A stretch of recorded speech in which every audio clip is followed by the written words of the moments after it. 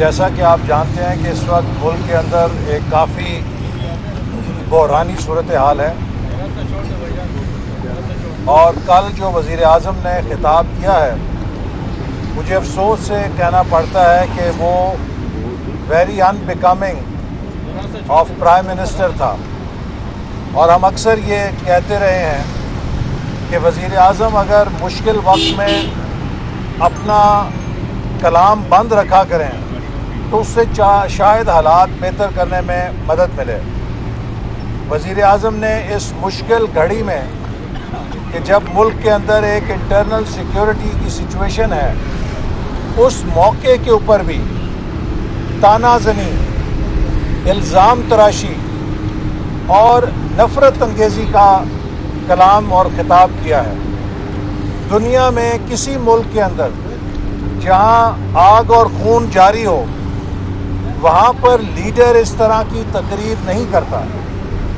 اس حکومت کی آپ ترجیح یہ دیکھ لیں کہ ایک طرف اتنی بڑی لا اینڈ آرڈر کی سچویشن درپیش ہے، اور حکومت کی ترجیح کیا ہے کہ نواز شریف صاحب کی پراپرٹیز کو کنفسکیٹ کیا جائے، ان کے مکان کو ڈھایا جائے، اپوزیشن کے خلاف جھوٹے مقدمے پہ چلائے جائیں، اپوزیشن کے خلاف الزام تراشی کی جائے، اور یہ نان سیریس اور ضدی اور ہیٹ پہ مبنی ایٹیچیوڈ ہے جو ملک کے حالات دن بدن خراب کر رہا ہے۔ کل وزیر اعظم صاحب نے ایک بڑی منظر کشی کی کہ پاکستان کی معیشت ترقی کر رہی ہے، روزگار پیدا ہو رہا ہے، ملک جنت بن گیا ہے۔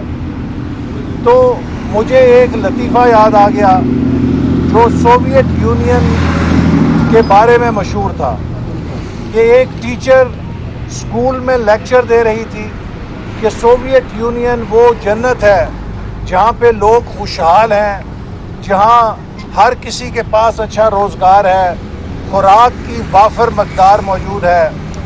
تو ایک معصوم طالب علم نے ہاتھ کھڑا کیا ماسکو کے اسکول میں، اور اس نے کہا کہ ma'am I want to go to Soviet union.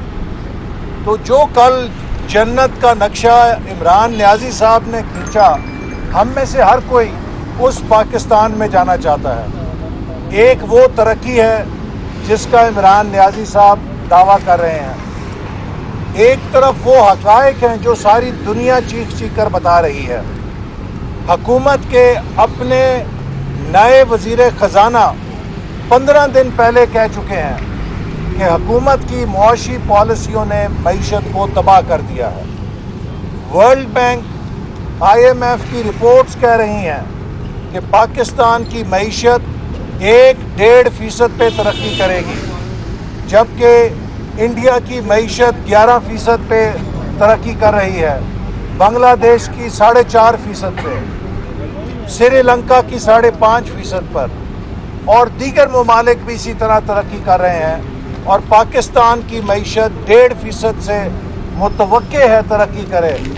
اس کو اکنامک ترقی کہتے ہیں؟ کیا یہ خوشحالی ہے جو عمران خان صاحب کی خوشحالی ہے؟ فورن ڈائریکٹ انویسٹمنٹ اس سال 35% گر چکی ہے، جو یہ بتا رہی ہے کہ بیرونی سرمایہ کار کا اعتماد کمزور ہو رہا ہے، بیرونی سرمایہ کاری پاکستان میں نہیں آ رہی۔ عمران نیازی صاحب کو اس کی کوئی پرواہ نہیں ہے، انہیں یہ پرواہ ہے کہ کس طرح رائیونٹ پہ قبضہ ہوگا، جاتی عمرہ پہ قبضہ ہوگا، اپوزیشن کے خلاف جھوٹے مقدمے اور گرفتاریاں کیسے ہوں گی، شہباز شریف صاحب کی ضمانت کینسل ہوتی ہے یا نہیں ہوتی ہے۔ جو شخص اس ذہن کے ساتھ حکمرانی کرے گا وہ پاکستان کو نہیں چلا سکتا۔ آج جو اتنا بڑا ہمیں بحران کا سامنا ہے وہ بھی اس حکومت کی نالائکی اور نااہلی سے ہے۔ حکومت جواب دے نا، اپوزیشن پر الزام لگانے کی بجائے کہ یہ فائدہ اٹھا رہے ہیں۔ ساری دنیا جانتی ہے کہ مسلم لیگ نون نے نہایت ذمہ داری سے اپنا قومی کردار ادا کیا ہے۔ ہم نے وہ والا کردار ادا نہیں کیا जो इमरान नियाज़ी साहब 2017 में हुकूमत के ख़िलाफ़ किरदार अदा कर रहे थे कि बगल में पेट्रोल के ड्रम उठाए हुए थे, जहाँ चिंगारी देखते थे उस पर जाके फेंक देते थे कि ये आग लगे मुल्क के अंदर। हमने आग को बढ़ाने वाला कोई कदम या बयान नहीं दिया। हम मामलात को सुलझाने वाला किरदार अदा कर रहे हैं कि ये आग बुझनी चाहिए। किसी पाकिस्तानी की जान जाए, चाहे उसका ताल्लुक किसी जमात से हो या उसका ताल्लुक सिक्योरिटी के इदारों से हो, वो पाकिस्तानी है। हम पाकिस्तान में आग और खून का खेल अफोर्ड नहीं कर सकते। हमें बताया जाता है कि हम मुज़ाकरात भी कर रहे हैं। आपने अगर मुज़ाकरात करने थे तो कलअज़म क्यों करार दिया? किस बात पर करार दिया? जमहूरियत के अंदर ये अमल नहीं होते। मुल्क की पार्लियामेंट कल चल रही थी, हमेशा ये वादे किए गए जी पार्लियामेंट चलेगी, उसमें गुफ्तगू होगी, मुल्क में अंदर मामलात पर बहस होगी। जगह जगह पार्लियामेंट को भी, कौमी असम्बली को भी एडजर्न कर दिया गया, 2 दिन की छुट्टी कर दी गई। अब खबर आई है कि पार्लियामान को फिर बनाने की कोशिश की जा रही है। तो जहां पर यह पता ना हो कि पार्लियामान का इजलास कब होगा, उसमें क्या बात होगी। वज़ीर-ए-आज़म ने अगर तकरीर करनी थी, उसके अंदर हिम्मत थी तो पार्लियामान में आकर तकरीर करता। पार्लियामान का इजलास बंद करके वज़ीर-ए-आज़म साहब ने तकरीर फरमाई जिसका ना सिर है ना पैर है।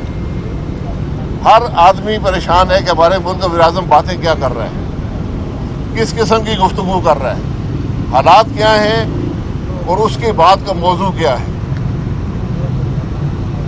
ये मुल्क का दारुल हुकूमत है, हर सड़क पे कंटेनर रखे हुए हैं।